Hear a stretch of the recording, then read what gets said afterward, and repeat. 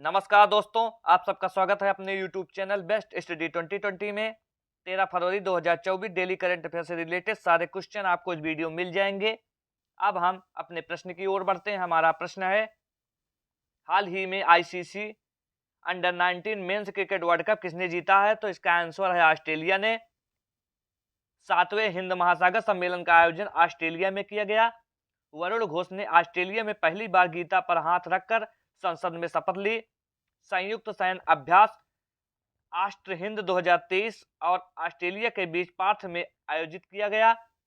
अब हम अपने अगले प्रश्न की ओर बढ़ते हैं। हाल ही में दुनिया की सबसे बड़ी हेलमेट उत्पादक कंपनी कौन सी बनी है? तो स्टील वर्ल्ड। अब हम अगले प्रश्न की ओर बढ़ते हैं। हमारा अगला प्रश्न है, हाल ही में 3 दिवसीय व्यापार मेले कहां सफलतापूर्वक संपन्न हुआ है? तो मेघालय में। मेघालय की लाकाडोग हल्दी को जीआई टैग मिला है। मेघालय के मुख्यमंत्री ने उमदिहार में अनानास प्रसंस्करण इकाई का उद्घाटन किया। मेघालय सरकार ने मुख्यमंत्री सौर मिशन शुरू किया। 9 साल के प्रतिबंध के बाद मेघालय में कोयला खनन कानूनी रूप से फिर से शुरू हुआ। अब हम दोस्तों अगले प्रश्न की ओर बढ़ते हैं। हमारा अगला प्रश्न है, हाल ही में किस देश के नए वर्क लाइफ बैलेंस बिल लाया गया है? तो ऑस्ट्रेलिया। ऑस्ट्रेलिया में नया वर्किंग लॉ बिल ऑफिस के बाद बॉस का फोन भी उठाना जरूरी नहीं। 20 देशों में वर्क लाइफ बैलेंस कानून है। ऑस्ट्रेलिया की संसद में इस हफ्ते कर्मचारियों के हितों की रक्षा के लिए एक नया बिल लाया जा रहा है। इसमें तहत ड्यूटी खत्म करने के बाद कर्मचारी को बॉस की कॉल अटेंड करना जरूरी नहीं होगा। अब हम अगले प्रश्न की ओर बढ़ते हैं। हाल ही में अंटार्कटिक वैज्ञानिक अध्ययन के लिए किस देश ने क्वेलिंग स्टेशन का अनावरण किया है? तो चीन। अमेरिका, ऑस्ट्रेलिया और जापान ने दक्षिण चीन सागर में संयुक्त अभ्यास किया है। चीन ने एक नया उपग्रह ऑस्टिन प्रोब लॉन्च किया है। चीन ने डोंग जून को अपना नया रक्षा मंत्री नियुक्त किया है। चीन ने मिस्र के साथ मिलकर मिस्र सैट 2 सैटेलाइट लॉन्च किया है। और चीन ने दुनिया का पहला चौथी पीढ़ी का परमाणु रिएक्टर शुरू किया। चीन ने दुनिया का सबसे तेज इंटरनेट लॉन्च किया। फिलीपींस ने चीन के बेल्ट एंड रोड इनिशिएटिव से बाहर निकलने की घोषणा की है। दोस्तों अब हम अपने अगले प्रश्न की ओर बढ़ते हैं। हमारा अगला प्रश्न है, हाल ही में दूसरा सरस आजीविका मेला कहां शुरू हुआ है? तो इसका आंसर है जम्मू कश्मीर में। भारतीय वायुसेना ने जम्मू कश्मीर में ऑपरेशन सर्वशक्ति लॉन्च किया। पीएम विश्वकर्मा योजना लागू करने वाला पहला केंद्र शासित प्रदेश जम्मू कश्मीर बना है। अटल डिल्यू को जम्मू कश्मीर का मुख्य सचिव नियुक्त किया है। जम्मू कश्मीर के किश्तवाड़ जिले में केसर को जीआई टैग मिला। दोस्तों अब हम अपने अगले प्रश्न की ओर बढ़ते हैं। हमारा अगला प्रश्न है, हाल ही में उषा किरण खान का निधन हुआ है। कौन थी? तो साहित्यकार थी। कौन थी? साहित्यकार। हिंदी और मैथिली की जानी मानी साहित्यकार उषा किरण खान का पटना में निधन हुआ। वो 82 वर्ष की थी। वो पिछले दिनों कुछ दिनों से बीमार थी। उषा किरण खान को पद्मश्री, साहित्य अकादमी और भारत भारती पुरस्कार से सम्मानित किया गया था। शेरशाह सूरी, दूब धान, गई, झुलसी टूट उसकी प्रमुख रचनाएं हैं। अब हम अपने अगले प्रश्न की ओर बढ़ते हैं। हमारा अगला प्रश्न है, हाल ही में 2 दिवसीय दो समूचे महोत्सव कहां मनाया गया? तो लद्दाख में। दो समूचे महोत्सव लिकिर मठ की सबसे बड़ी प्रसिद्ध प्रार्थना है। वार्षिक प्रार्थना है। लिकिर मठ लद्दाख के 16 प्रमुख मठों में से एक है और महायान बौद्ध से संबंधित है।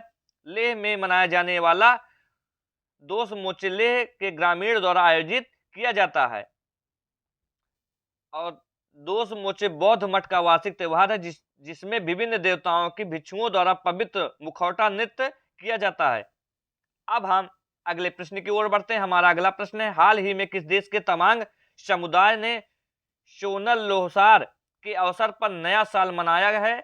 तो नेपाल। नेपाल अगले 10 वर्षों में भारत को 10,000 मेगावाट बिजली का निर्यात करेगा।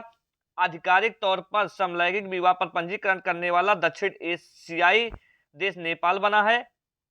भारत और नेपाल के बीच झूला घाट सस्पेंशन ब्रिज पूरी तरह से चालू हो गया। नेपाल ने T20 में सर्वोच्च स्कोर का रिकॉर्ड बनाया है। अब हम अपने अगले प्रश्न की ओर बढ़ते हैं। हाल ही में किस देश के राष्ट्रपति कैटलिन नोवाक ने इस्तीफा दिया, तो हंगरी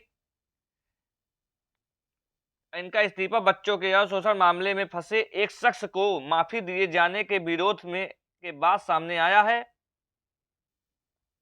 अब हम अपने अगले प्रश्न की ओर बढ़ते हैं। हमारा अगला प्रश्न है, हाल ही में किसे school of international studies JNU का डीन नियुक्त किया गया है? तो अमिताभ भट्ट को फिट इंडिया मूवमेंट के ब्रांड एम्बेसडर नरेंद्र कुमार यादव बने हैं। LIC म्यूचुअल फंड ने रवि कुमार झा को MD CEO के रूप में नियुक्त किया।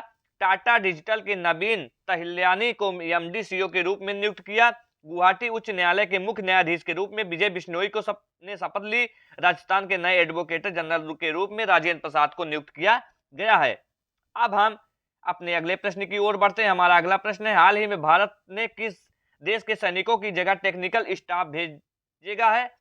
तो मालदीव भारत के साथ हाइड्रोग्राफिक सर्वे एग्रीमेंट खत्म करेगा। रिलायंस जियो ने मालदीव को high speed optical fibre cable जोड़ने से संबंधित कार्य पूरा किया है। अब हम अगले प्रश्न की ओर बढ़ते हैं। हाल ही में चेन्नई सुपर किंग अपना ब्रांड एम्बेसडर बनाया है कैटरीना कैफ को।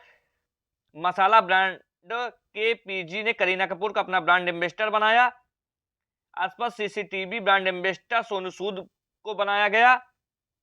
अब हम अपने अगले प्रश्न की ओर बढ़ते हैं। दोस्तों, आज का हमारा आखिरी प्रश्न होगा, हाल ही में आई RBI की रिपोर्ट के अनुसार देश का विदेशी मुद्रा भंडार 5.74 अरब डॉलर बनकर कितना हुआ है? तो 622.47। दोस्तों, आज का हमारा वीडियो यहीं पे समाप्त होता है। दोस्तों, यह वीडियो आपको कैसा लगा कमेंट बॉक्स में जरूर बताइए और हमारे चैनल बेस्ट STD 2020 को सब्सक्राइब करना ना भूले। आज के लिए धन्यवाद। जय हिंद, जय भारत।